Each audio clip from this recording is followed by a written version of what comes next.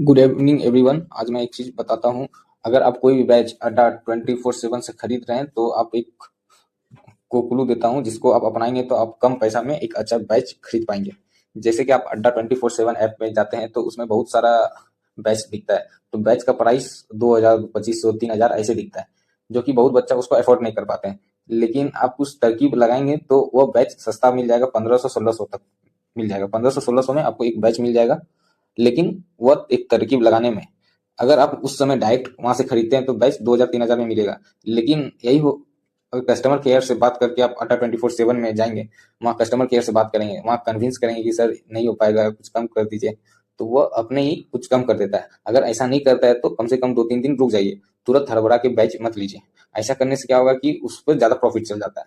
लेकिन यही 2-3 दिन रुक जाएंगे तो वो खुद कॉल करेंगे, खुद बोलेंगे कि हाँ सर बैच का प्राइस कम कर देंगे, आप ले लीजिए। तो इससे क्या होता है कि बैच का प्राइस कम हो जाता है। मैंने खुद 2,300 वाला बैच इंजीनियरिंग महापैक, जिसमें बहुत सारे पीएसयू सबका है, मैं वह कम करके लिया हूँ। वह मैं मुझको पड़ा था 1,600।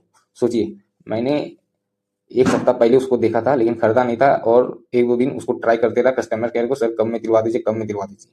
तो वो लास्ट में 3-4 दिन बाद मुझे वापस से कॉल किया और वह बैच मुझे 1,600 का दे दिया।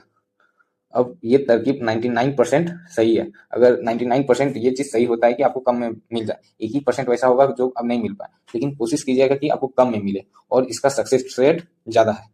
तो अगली बार से आप कोई भी बैच खरीदेंगे तो आप कस्टमर के लिए कॉल के थ्रू खरीदिएगा। डायरेक्ट खरीदेंगे तो महंगा पड़ जाएगा। अगर कॉल करेंगे अड्डा 24/7 में और उसके थ्रू खरीदेंगे एक कोई एजेंट के द्वारा, तो आपको सस्ता में पड़ जाएगा। सस्ता नहीं, बहुत सस्ता पड़ जाएगा, लगभग 1,000 या 600-700 डिस्काउंट मिल जाएगा। तो आपको यकीन नहीं है तो एक बार आप ट्राई करके देख लीजिए।